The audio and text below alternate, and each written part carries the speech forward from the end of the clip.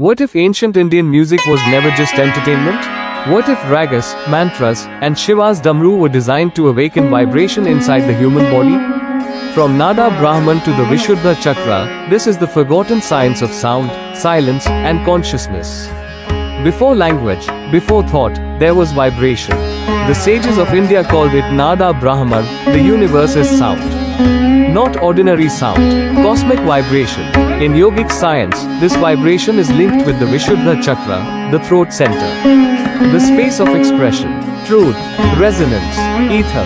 Its bija mantra is hum, a vibration believed to purify the mind and awaken inner stillness. Ancient traditions connected this chakra with Lord Shiva, the silent yogi of Kailash. Shiva does not merely destroy, Shiva dissolves noise. And from that silence comes the original sound. The Damru of Shiva symbolizes the pulse of creation itself. Expansion and contraction, sound and silence, birth and dissolution. Indian classical music preserved fragments of this ancient understanding. Ragas like Todi and Bageshri carry deep emotional resonance. Not just melody, but states of consciousness. Todi bends the mind inward. Bageshri softens emotion into devotion. The continuous tanpur drone in Indian music represents more than harmony.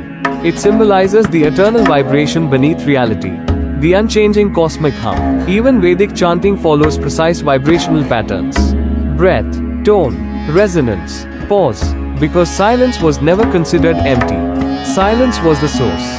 Modern science now studies how chanting and drone frequencies influence brain waves, nervous system regulation, breathing rhythms, and emotional states.